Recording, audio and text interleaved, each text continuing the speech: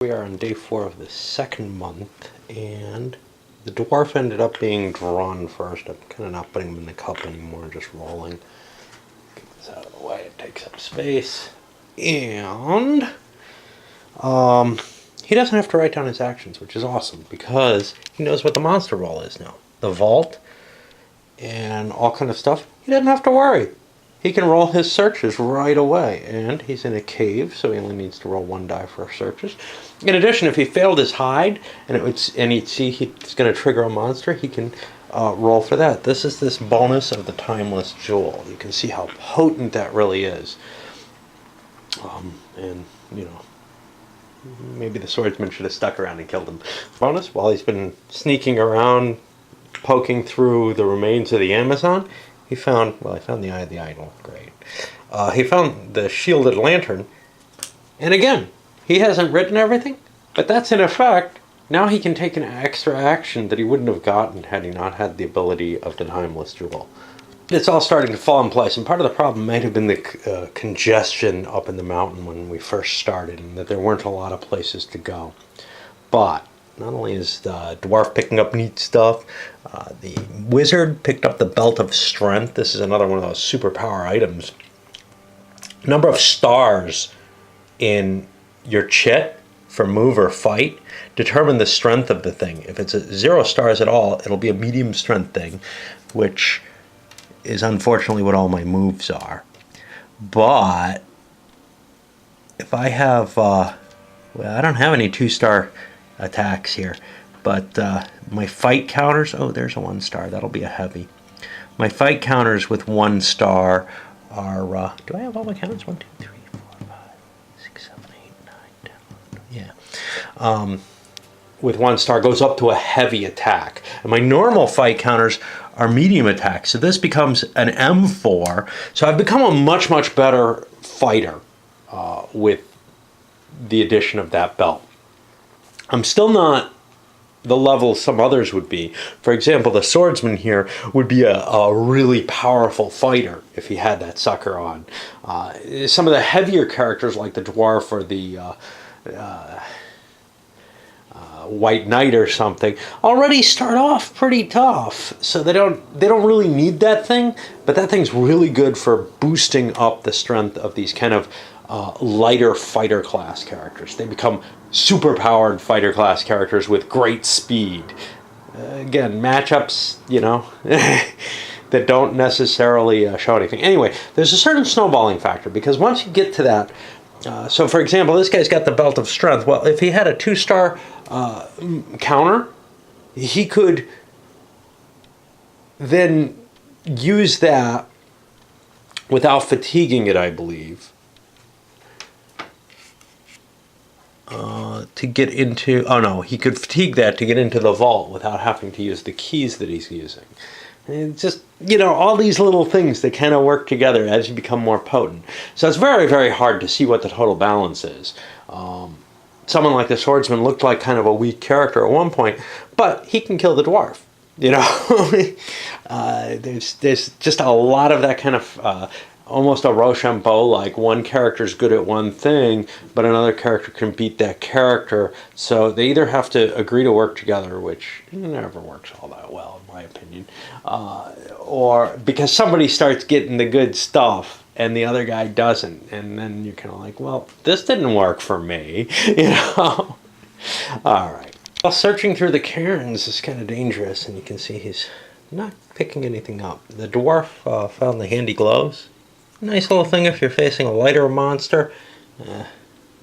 Decent speed there, better than any of the other speeds. He actually has a medium weapon now with the mace. So he's got a nice collection of crap that you know, he's pulling together. I don't know where he needs to get in victory. I think he needs some... he still needs to get some fame and notoriety. He's not really grabbing a lot here. 4 notoriety. Lots of notoriety on these spellbook type and magic items, but they come with negative fame, so he doesn't necessarily want to hold them. Oh, the 1 is kind of problematic because it is currently his great treasure, which takes 15 off his fame. Some great treasures add to, some reduce. There's a tabard kicking around somewhere that somebody couldn't carry. Swordsman got nowhere. Although, last turn he picked up a couple of neat things like the Black Book, which has a bunch of spells in it. If the color turns right, he can actually fire some of them off. The wizard got a couple of things, though. He got the Eye of the Moon. This allows you to change the weather. Since I'm not really playing with weather, I'm probably not going to afflict this. Gives him a lot of notoriety, but he has more than he needs of that. But then the Crystal Ball, and things just got a lot more dangerous for the swordsman because the wizard's going to fire a spell at him. Doesn't have to be in the same space. He's going to shoot off his, whatever it is, fiery blast or whatever. Try to kill him off before he collects too much shit. And then there'll be a bigger pile of stuff here. Okay, so there's really no defense against this. It is it's an attack he can't defend against. It's coming out of nowhere. And it is a light star, if I recall correctly. Medium, heavy, tremendous. Is that correct?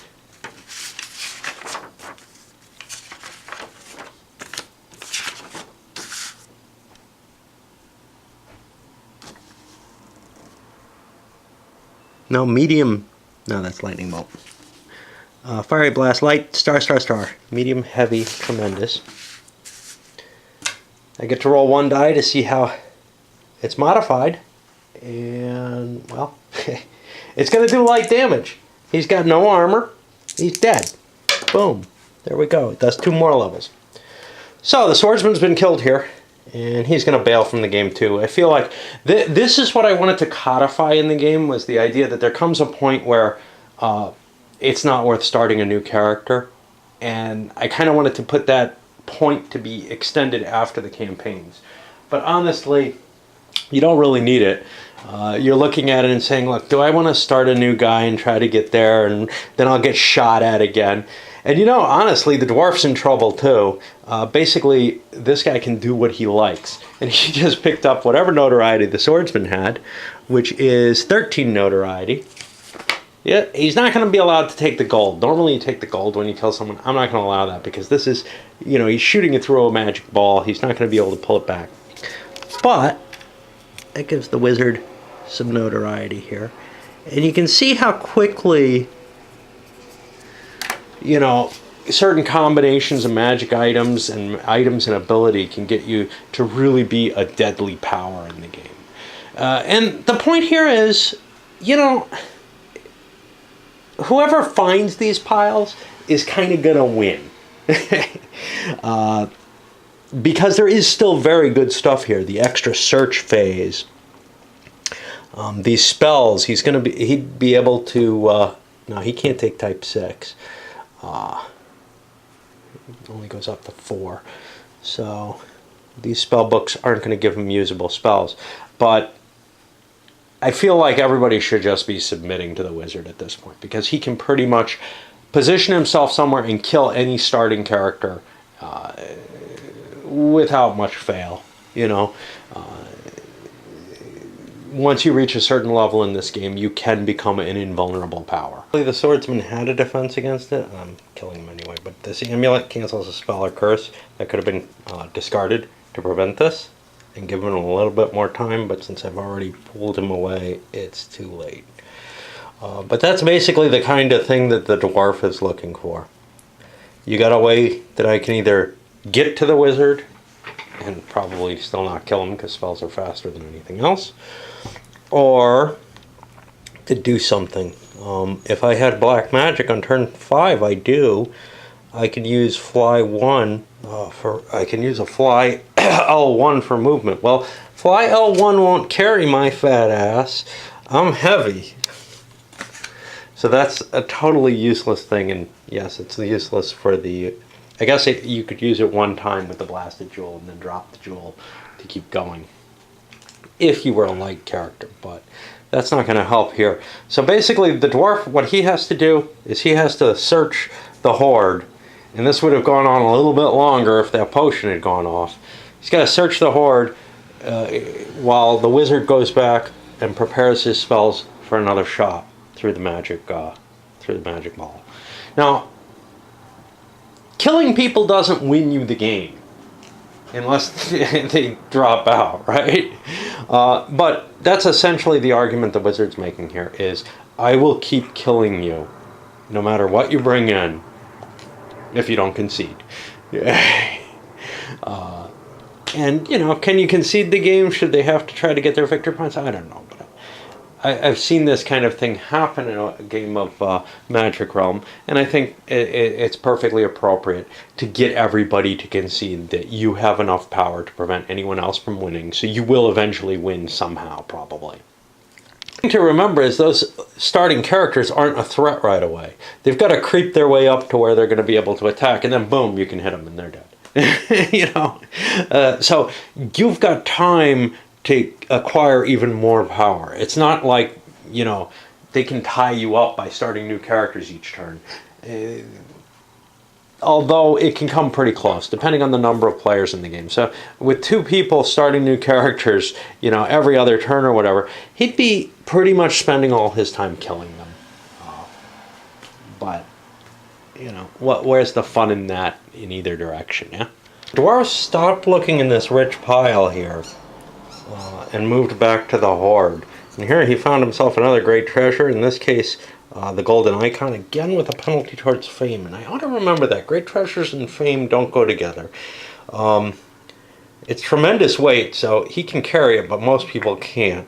It gives you a huge amount of notoriety, and it's worth 100 gold.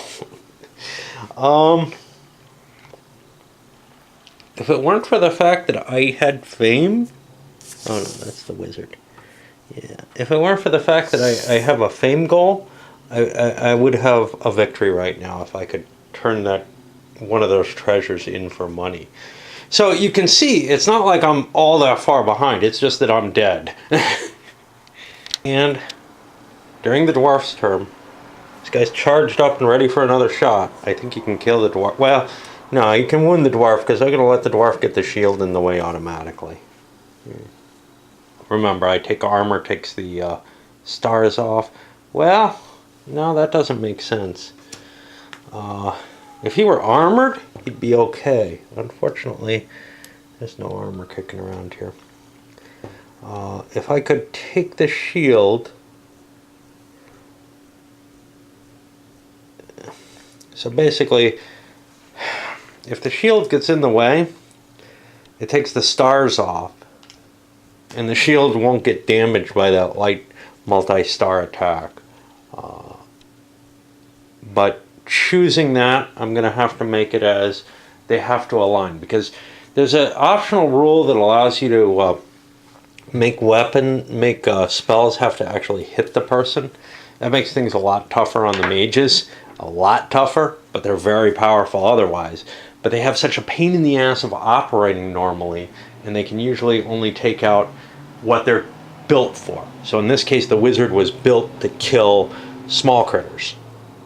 He's gotten a lot better, but if he had the lightning bolt, he'd be built to kill big critter in the mountain. Single big critter in the mountain. This is an area of effect spell. I don't see how a shield can kind of, you know, be essentially able to block it completely by him just, you know, doing the regular move in combat system or whatever. But I am willing to, and I'm not willing to say, hey, he can hide behind his shield and he's completely invulnerable, because that's stronger than the shield normally would be. But I am willing to give him a 1/3 chance of getting in there. But I'll tell you what, he picked up the Withered Claw. There's a chance this will work. He's going to make a wish and a curse. And the game's pretty much over here. Here's the wish. Got a 2. I wish you were elsewhere. The character can do this to another character and send it to a clearing of his choice. What I was hoping for was I wish I was elsewhere, which would allow me to go get to him and maybe get a swing in at him. If the shield held, you know, gave me my defense. Now I have to take my curse, and my curse is ashes. My gold is worthless.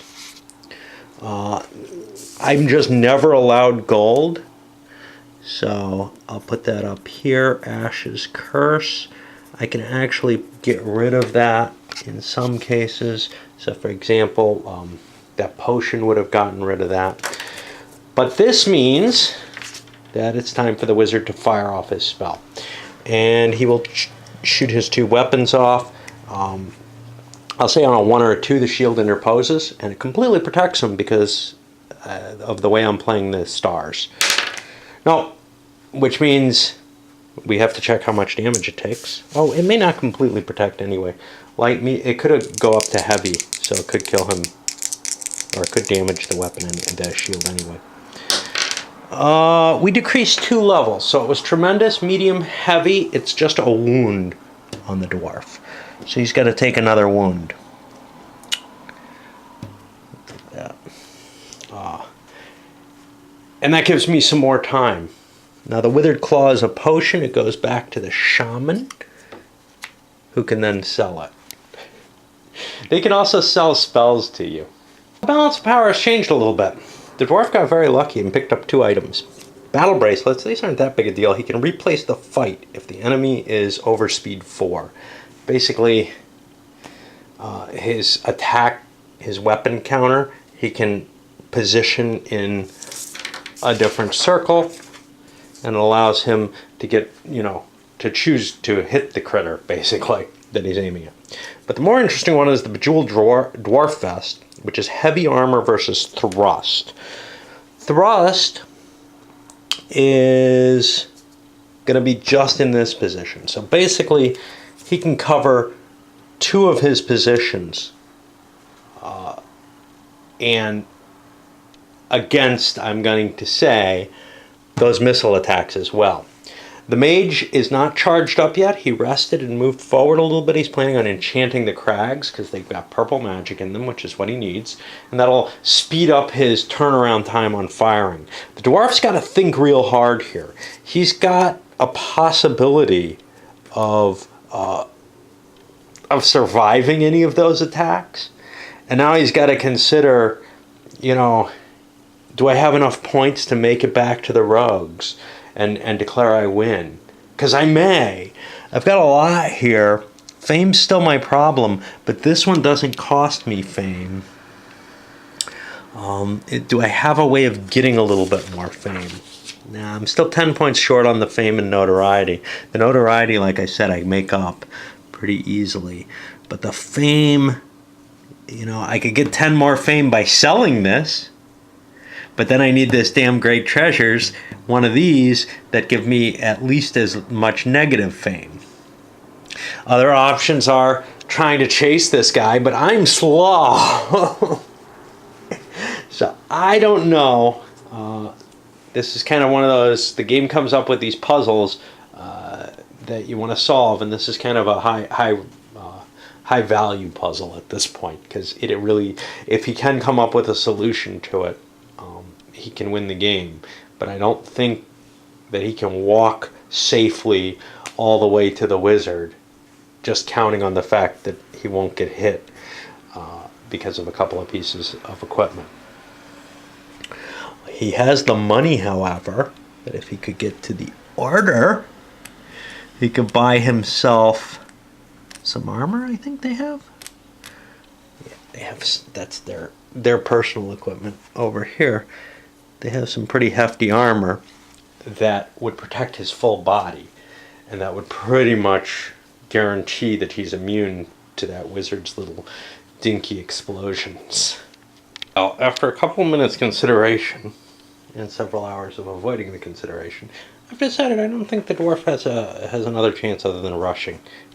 Maybe picking up the armor at the order, but he's not going to be able to make his victory points. He does have one neat thing. This doesn't help him, but this is a source of gray magic. Some of these have that. So, for example,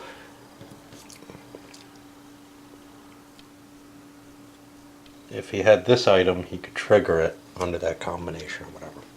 The sorcerer has enchanted the hex. I've made the decision that there's basically a 1 in 6 chance each of his casts can possibly kill the dwarf. And he's basically going to be shooting the dwarf as the dwarf tries to run sorry, 1 in 3 chance. He's going to basically be shooting off at the dwarf. He's enchanted the tile, which means he can just do rest, get his tokens back, and that's really all he's doing. We're just doing a rush for that. The game's pretty much over other than that. Let's try the first shot, see if it slips through. I'm going to say a 3 or 4 requires it. And basically what we're doing is setting this up again. Okay, so this one's going to hit the armor, the shield. It might have some effect on the situation with that. And it's possible the dwarf could stop here and chat with the rogues, but they only have horses. He can't do anything with that. So there's not a lot. You could try to buy a small magic item, but there's not a lot that's going to do with that. So what did I say? I said it hit the shield, right? Okay. So that's 1 die on the missile table. And it decreases a level. It's not doing any damage to him. But he's got a second one that he's able to fire off at the same time. Let's see where that hits. That hit the dwarf vest, which is heavy armor. That's going to be harder to do any damage to. That ends up decreasing a level, so he didn't get the dwarf yet. The dwarf may be able to kill him here. Now, things aren't happening in a vacuum. I still have to worry about monsters and such not, but the dwarf has the bonus of not having to pre-plot his moves. This guy has to write down his moves each time, the wizard here. And this should have been a rest. I kind of erred there, so I should be on turn 10 actually at this point. And we'll just keep moving and see what happens. Well, in the next turn, I got the 3 or 4 hit. This is almost impossible to not kill him, I think, because he's only heavy, and as I remember, the results of this could not increased anyway. So the dwarf is dead too. His pile of stuff is here. My feeling is that the wizard could win the game fairly easily on his own. I'm going to call it here. It was kind of an exciting little thing. Can the dwarf run up to him in time? Maybe. Problem, of course, there still exists. This guy's a medium weight. Do I have the medium weapon? Yeah, I have the handy gloves, which are a fairly fast weapon. So I'd have a chance of, killing him if I could get to him. Meanwhile, he was just charging up, basically a 1/3 shot any time that he had it on each turn. Of course, there were dangers. The recovery and such not that he's taking meant that he was only hiding. He could have done 2 hides, but he was only hiding once because he had other things he was doing. He recovered one of his level 2 spells, and then he was going to go maybe try to pull stuff out of the vault, see if there's anything cool, because that would actually, he could cut down here, and that's actually another turn that the dwarf has to come through. So there would be some cool events, some cool eventualities that could be pulled out of the vault as well, which he could throw at the dwarf. But you see, I had to kind of make up rules at the end there. Some of these combinations don't work terribly well. Some of the advanced rules don't really work with it. I've already talked about what it is I don't really like about the game. I can see what other people like about it. I can see why it's kind of a cult game. Unfortunately, it just doesn't feed into that. It feels like you're out exploring, searching for treasure, and trying, to find cool stuff. Kind of like a somewhat more exciting and interesting type of Talisman type game. Talisman, you're just drawing shit out of a deck, but here you have to actually put some thought and effort into trying to avoid the critters and everything. But the problem is that that isn't necessarily the best way towards winning. Sometimes the best way is to figure out a way that you can kill the other characters off easily. So for example, the elf in the initial game could, if you're playing with the advanced ambush rules, can go find a place, hide, if he gets to move first, and shoot one of the starting characters, especially depending on how the board's set up. Now, you set up the board before you pick your characters, so in a sense, other people are at fault for allowing the board to be set up in a way that there's only one exit that makes any sense. but still, it can be kind of troubling. And if you see somebody grab the elf as their first character, then you can kind of counter that by taking something like what is it? The Witch King or whatever. Or the Witch for that matter. But the Witch King is especially good because he needs to have some kind of movement ability. He doesn't move on his own by my reading of the rules. Now the third edition seems to indicate he can wander around on his own even though he has no move counters. That's certainly not what the original game has. So he has spells though that allow him to move and spells that allow him to not be affected by other critters. The problem though there is you have to prepare your spells. So you can't even wander away invulnerable right at the beginning. All your characters start unalerted. So basically, if the elf goes before other people do, he can set himself up in a position, search for hidden enemies, and catch people as they're coming out of the inn and off them. And even if there are multiple paths out, chances are some of the people will take the path that the elf decides to ambush on.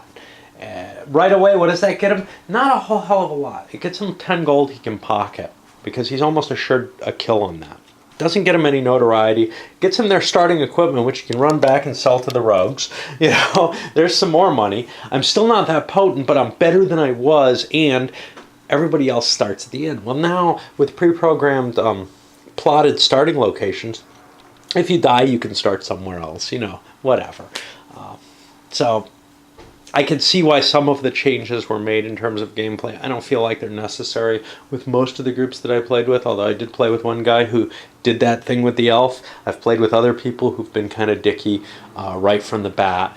But honestly, you know, the more you know the game, the more you kind of understand what the different opportunities are for victory. So like the wizard, I wouldn't have taken the choices I did. I would have taken the fame and notoriety because he's so good at killing the little stuff, and that stuff racks up points better than big stuff does if you can kill a horde of it at once. And he's the only kind of, only he and the sorcerer can really kill a horde of them at once, and they can actually score the game pretty quickly and win by hanging out in the woods and just killing, you know, weak shit or fighting those goblins or whatever and killing them. So that's, you know, that's kind of a cheap thing. Then, so if somebody's got that kind of goal and you know that they're good at that, then what do you got to do? Well, you've got to hunt them down. You've got to finish them off. You've got to find the characters who can kill them. And there are a lot who can kill them. He's not that invulnerable and that powerful. Anybody in armor can pretty much deal with him, and especially early on. And there are other things, you know, you see him at the beginning of the game, you make sure he dies because he's too dangerous, you know. But that takes the fun out of the game, right? Okay, let's send this up.